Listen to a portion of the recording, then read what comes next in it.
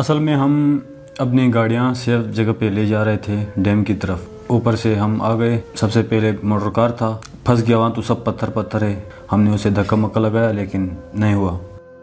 ہم واپس گئے. ہم نے کہا واپس جاتے ہیں اور ادھر سے لوگوں کو جمع کر کے موٹر نکالیں گے اور یہ گاڑیاں سیف جگہ پہ.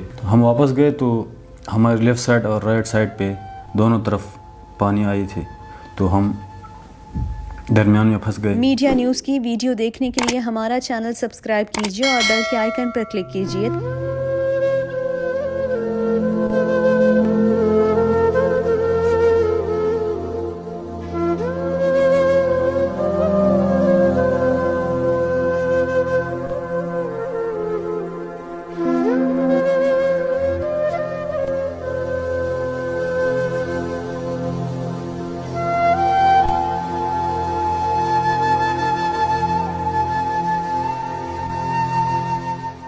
ضلع لوئر کوہستان کے علاقے دبیر سناگائی میں 28 اگست کو مدد کے منتظر 5 دوست سیلاب کی نظر ہو گئے، جس میں 4 دوست ڈوب کر جاں بحق ہو گئے جبکہ ایک خوش قسمت نوجوان کو بچا لیا گیا. مذکورہ واقعے میں بچ جانے والے نوجوان عبداللہ نے حال ہی میں ایک نجی ٹی وی سے بات کرتے ہوئے واقعے کی دل دہلا دینے والی داستان سنائی اور بتایا کہ انہوں نے اپنے دوستوں کو آنکھوں کے سامنے ڈوبتے ہوئے دیکھا.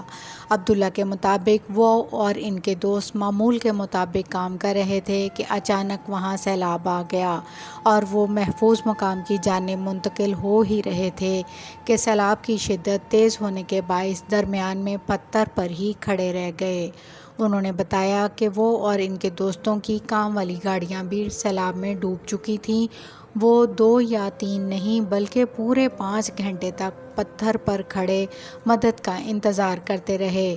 ان کے مطابق وہ صبح 8 سے دوپہر 1 بجے تک پتھر پر مدد کا انتظار کرتے رہے اور علاقہ مکین بھی ان کے کچھ فاصلے پر موجود تھے، مگر سب لوگ سیلاب کے تیز بہاؤ کی وجہ سے مجبور تھے. عبداللہ کا کہنا تھا کہ ان کے رشتہ داروں اور علاقہ مکینوں نے ضلعی انتظامیہ سمیت صوبائی انتظامیہ اور منتخب نمائندوں کو بھی صورتحال سے آگاہ کیا اور تمام افراد کی مدد کے لیے امدادی ٹیمیں اور ہیلی کاپٹر بھیجنے کی اپیل بھی کی. انہوں نے بتایا کہ ان سمیت ان کے تمام دوستوں کو امید اور یقین تھا کہ ان کی مدد کے لیے کوئی نہ کوئی ضرور آئے گا، مگر ایسا نہیں ہوا.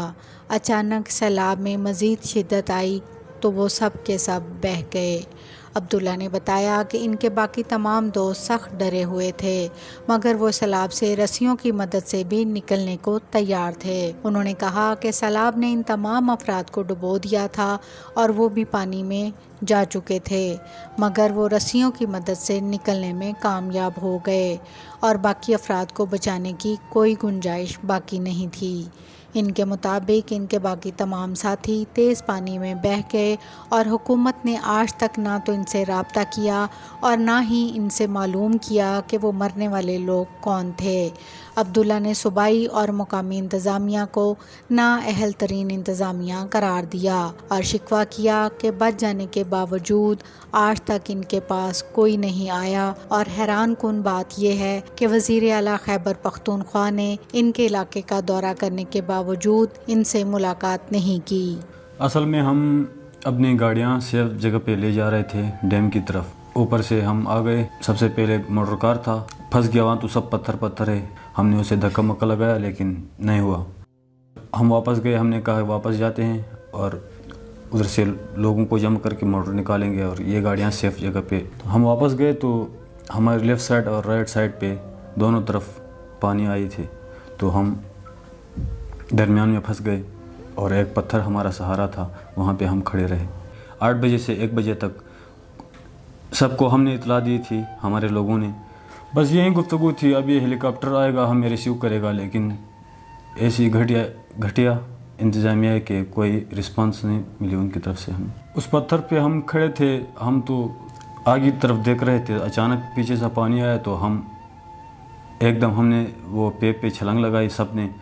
تو پہلے میں گیا اور بعد میں وہ آگے, لیکن پانی کا بہت زیادہ تھا, ان پہ پیچھے سے لگتا تھا تو کافی حد تک وہ لٹ کے رہے. لیکن آدھی پیپ سے میں نکل گیا تو پانی وہ پیپ لے گئی, اسی وجہ سے وہ لٹ کے رہے اوپر والی پیپ سے.